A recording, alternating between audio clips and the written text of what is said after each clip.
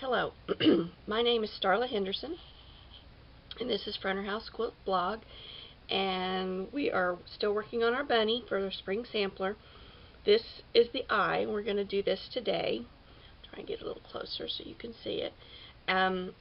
Yesterday, or the last video actually, we did the outline stitch that goes all over the bunny in its little haunch right here, right back here, as well as the face, the ears, and all around its body. Today, in prep for this video, I've already done the outline stitch around the outside of the eye. What I'm going to show you today is the satin stitch that I used to fill in the eyeball. So that's what we're going to do today. Normally I use 2 strands of floss, DMC. I'm using something bigger. It's I believe number 8, just it's easier for you to see as I'm doing this. And so you're going to start by doing the outline stitch around the eye. And then I come up, I've already drawn in the little white lines, that's the outside of the eyeball. I'm coming up just inside where that outline stitch is, and I'm going to have to go this way. Going to have to look at it upside down, and I'm going to start off taking a short stitch, because what you're doing is you're filling this in.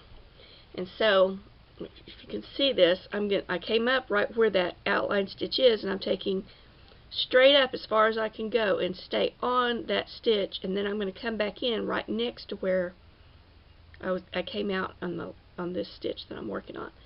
And every now and then you might miss. I do. So I go back in, I take another stitch, and I cover up the little gap that I accidentally made. No one will ever know it. And you just keep doing this. Now I've come up right next to where that was, so I'm going to come up just a little at the top and over, because it's an arc, because it's a circle from the last stitch that I just made where I went in. So I'm going to go down there and again come up right next to where I came up last time. And I just keep doing that, making it longer and adjusting it if I need to make it the shape I need to. This is not an exact science. Practice. If you've never done this before, make you some circles and just practice filling them in. It's not as hard as you might think, but it does require a little bit of practice. And I just keep searching until I get to the right spot I want to take. And this is how I made this iris, or iris of the eye, little eyeball. Eyes in anything, and don't pull this too tight. Now on the back of yours, you've got some interfacing that we used for the tracing, and that will help. But if you pull this too tight, you're going to bunch this up, so be very careful and don't pull it too tight. So you're just going to keep going, and as you can see, I'm filling that in. You can feel it with the needle when you hit the right spot, and that will just take practice, and you'll know what I mean as you do it. When you're coming back up, you feel resistance until you get to that spot. There we go.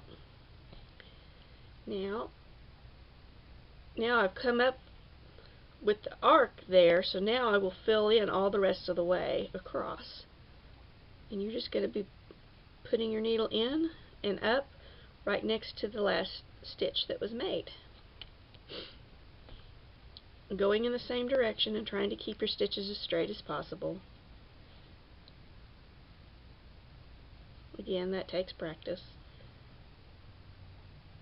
My grandmother taught me how to do this many years ago when I was just about 9 or 10 years old.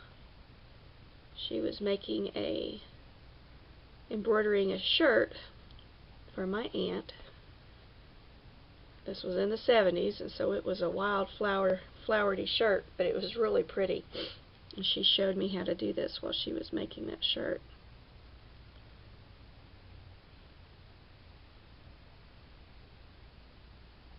Here we go.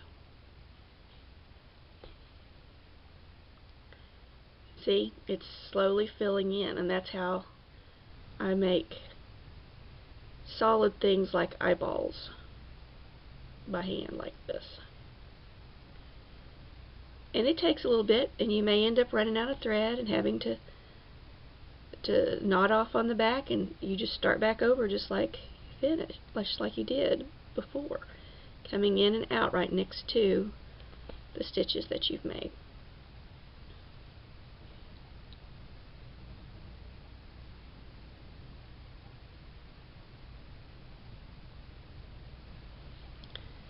Till you're all filled in, which I'm almost done.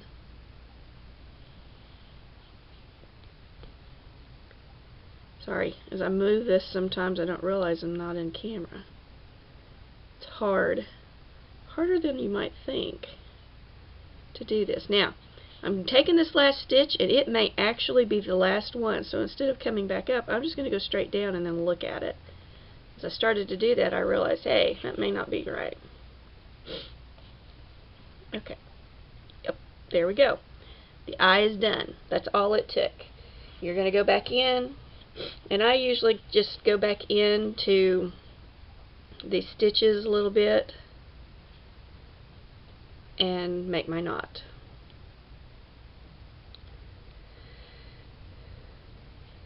So,